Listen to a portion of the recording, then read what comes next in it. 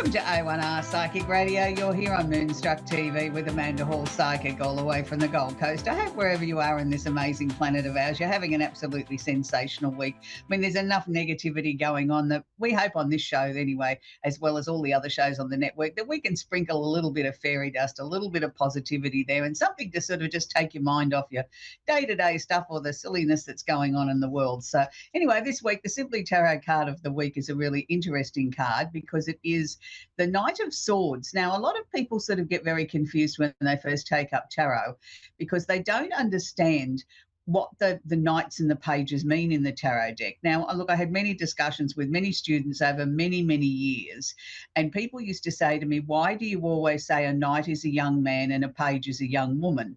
And I said, well, I've never met too many people, too many young men that run around in a dress or run around in a tunic. And that's why my interpretation of the pages is young women.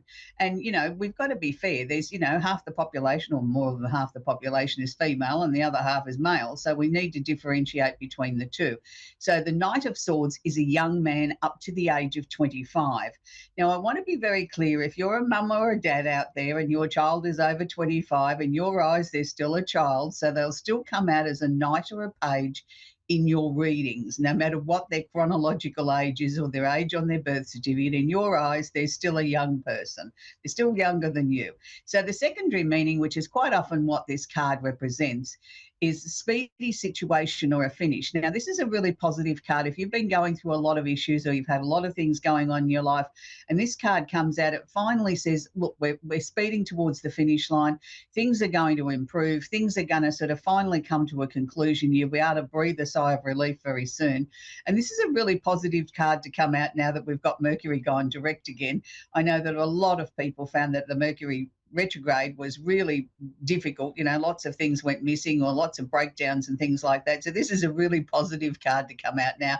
Just as Mercury is sort of ramping up to go forward again, it's amazing.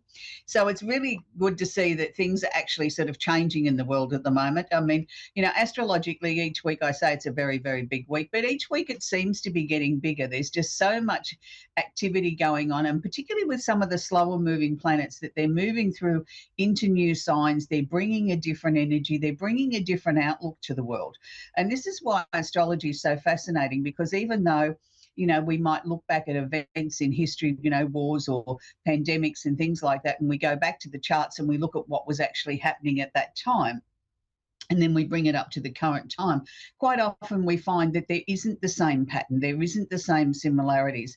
It's a brand new situation because the world's in a brand new place. Sometimes, yes, there is some sort of answers that we can glean from that by looking back at it in an historical way, but quite often it's very fresh, it's brand new, it's what's needed for moving forward. So we need to sort of keep up with our own energy and keep everything sort of as fresh as possible, because astrology is something that's moving, it's fluid.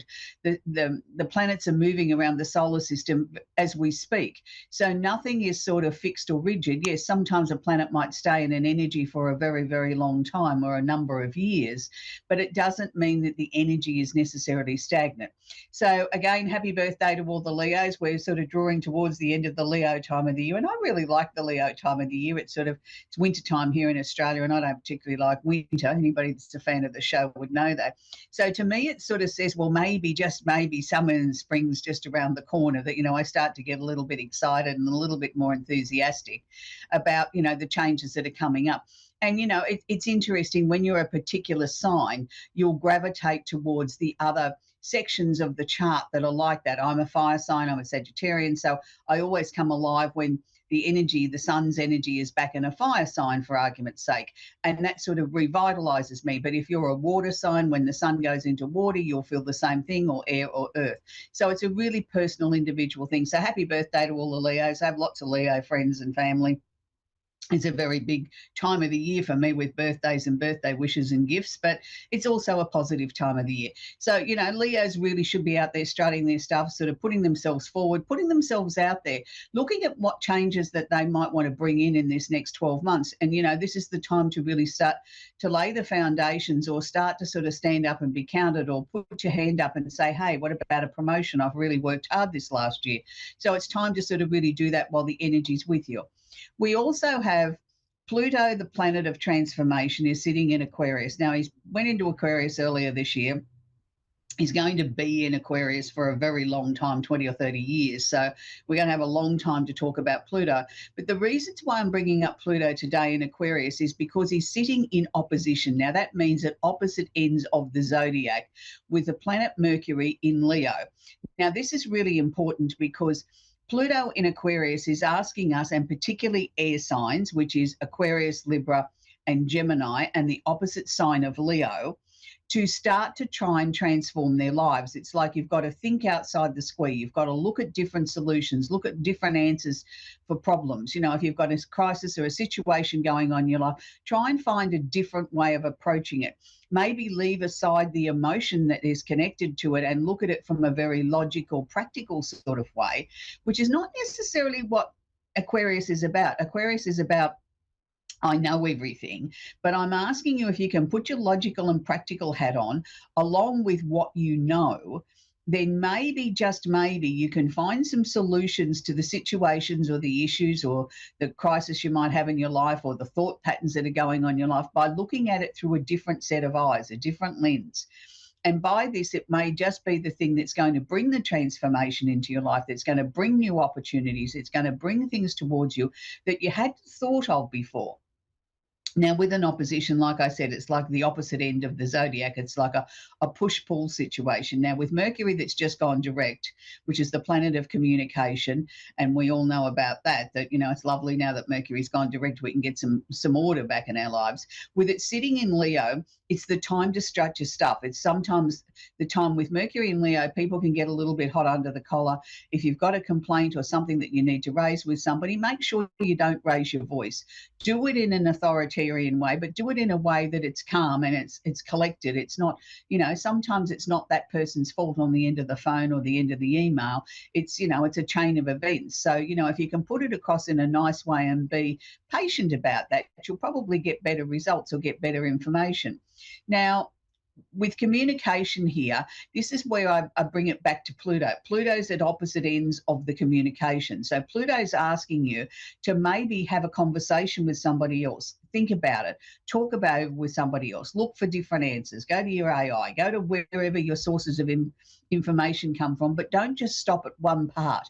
Look at many different layers to this, that many different layers of communication may just be the thing that's going to jolt your thinking into something different and put you on a different trajectory or a different pathway that you'd never even dreamed of, but ends up being the most transformative thing that's happened in your life for many, many years.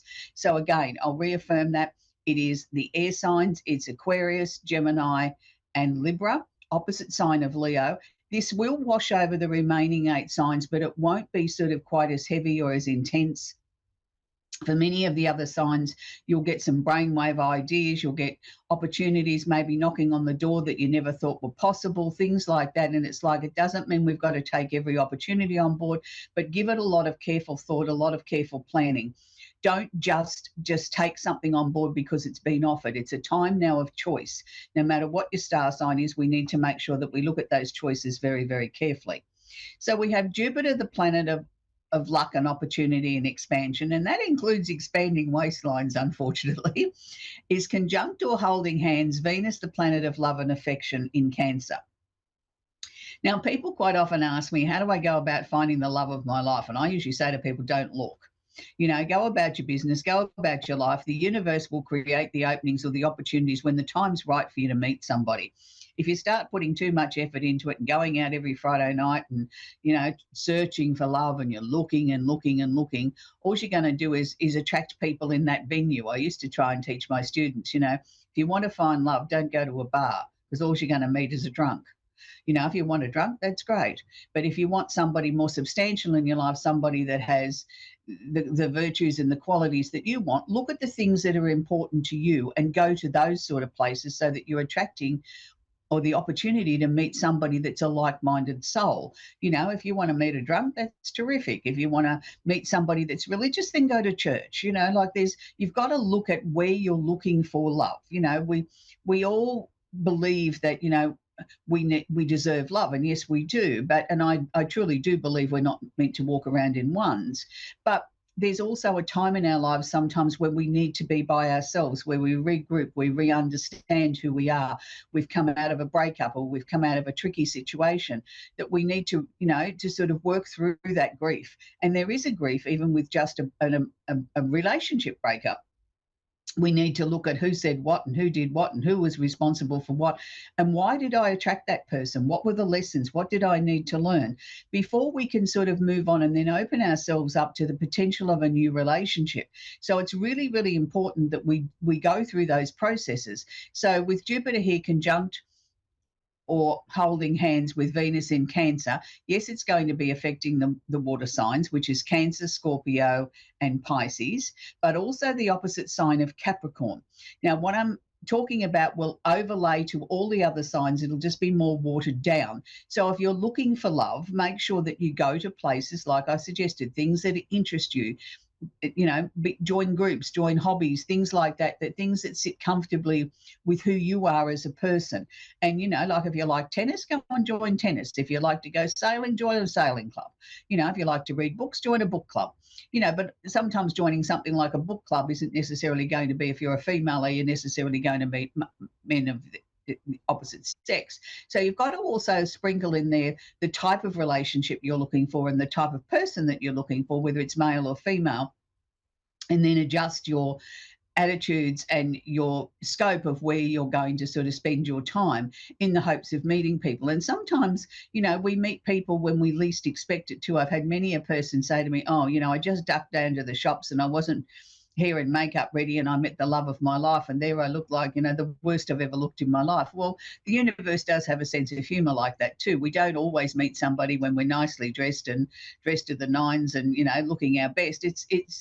It's not always about that. Yes, people are attracted to you to begin with by your looks, but it's also a much deeper thing. It's an energy. It's the way that you conduct yourself. It's how you speak. It's how you believe in things or what you don't like or you do like. There's a lot of layers to love. So if you're searching for love, no matter what your star sign is, sit down and look at the things that are important to you. Write yourself a list. What are the things that are important?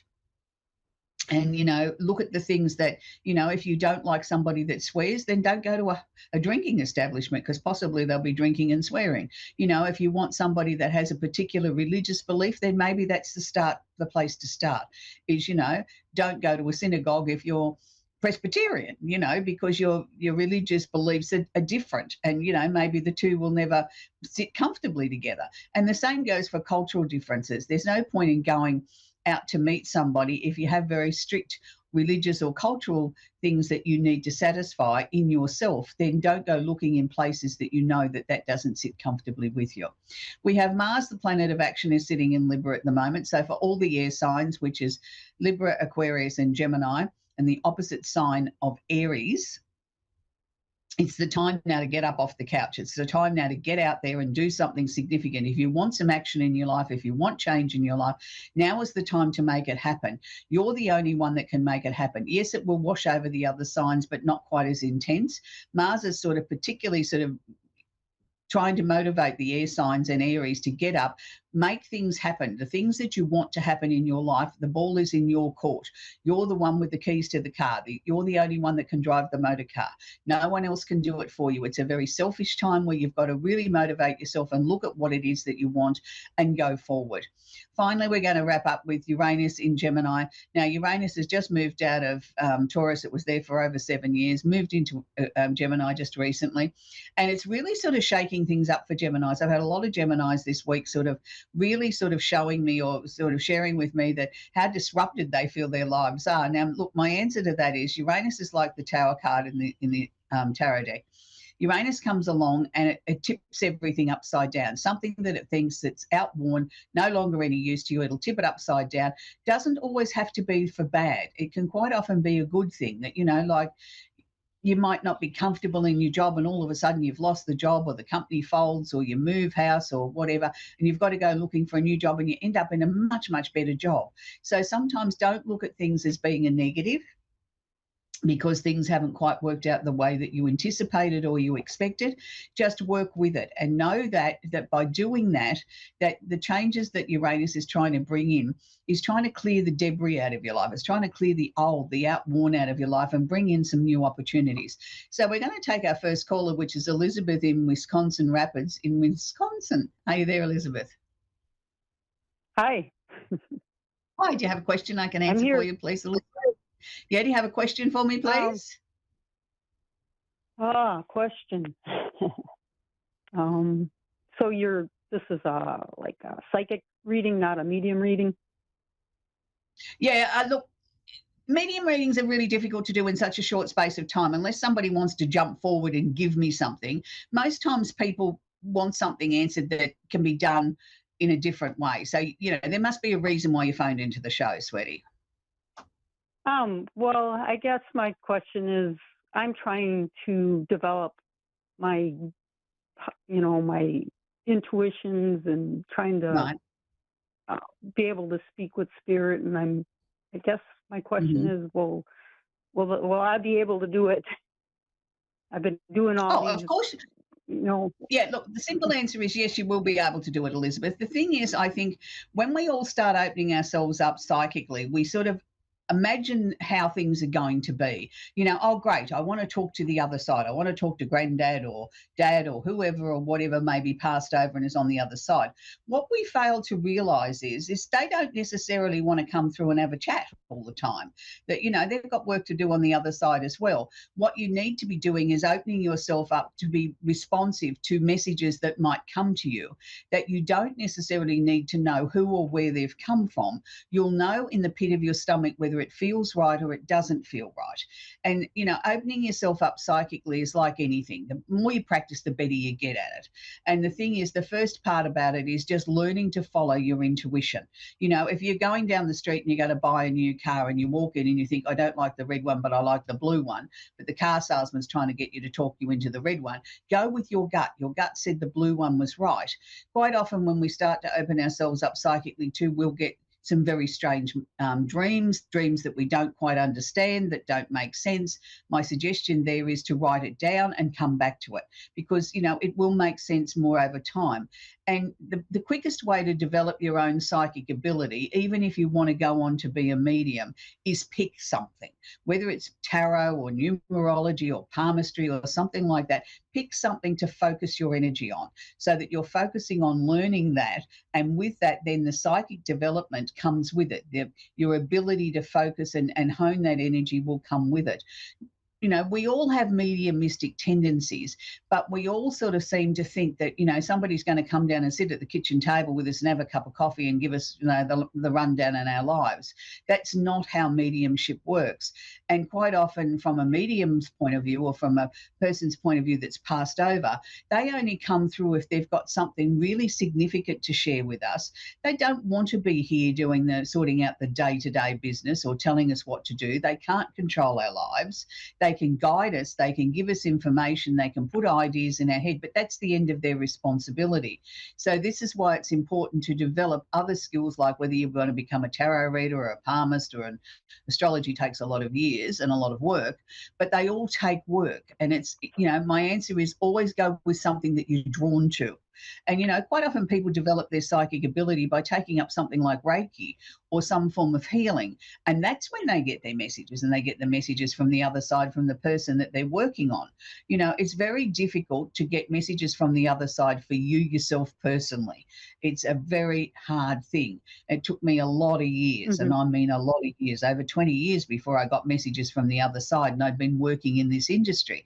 So it's not something you can just it's not like a light switch you can flick it on and off. So if you follow your heart, listen to what you're being told, pick something that you can learn, that will help you develop it, and you'll start to find you'll get messages there, Elizabeth.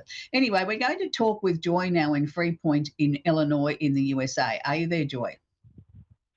Yes, thank you. Do you have a question? You got a question for me, please, Joy? Yes, I'm looking to see about trying to find love, true love again. Oh, Well, that's a nice question, Joy. We all need love in our lives. Really, really interesting. The first thing that they're sharing with me, Joy, is that yes, there's been a number of endings, changes, and transformations around you in the last 6 to 12 months. And I'm not sure whether that was connected with love, but they were just showing me that in a general situation that it's like you've cleared the decks, you've cleared out all the trash, like I've got everything where it should be. I've gone through everything. I've done all my soul searching. I've put things in the closet and up on the shelf, and now I'm ready. I'm open. It's like I've got a brand new book here. And that's good because I feel now, Joy, that you fully understand the type of person that you want to attract towards you, which I'm not saying that you didn't know that before, but now it's sort of like, I really know. It's like 3 strikes and you'd be out. There'd be no ifs, buts, and maybes. I'm very decisive on what I want. Having said that, I do believe that there is going to be new love coming towards you, and I think there's going to be a choice of 2. Now, it's interesting because as you're opening yourself up, ready to go back into the dating circuit, if you met somebody that was worthwhile going on a date with, there's also a little bit of hesitation there that what if I get it wrong? Well, we don't know if we're going to get it wrong until we go there. Like we can't just sort of have a complete checklist and say, well, that's the way we've got to adjust it as we go along.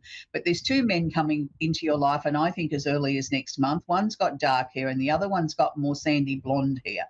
It's the second one that I like better. Now, the reasons I'm saying that, look, the dark-headed man is nice and he's strong and he's well educated and, seems to say and do all the things in the right places. But I feel there's an energy there of there's something dark there, and it's not just because he's got dark hair. I think he's emotionally not quite as strong as what he makes out. Do you know what I mean? There's an emotional side there that I don't want to see you go down that rabbit hole with him. It's like that's up to him to sort that out, where the other man may not be quite as successful and may not have quite as much money, but he's more open. I get a much freer feeling with him. It's sort of like what you see is what you get. There's lots of fun. There's lots of laughter. The 2 of you really gel together.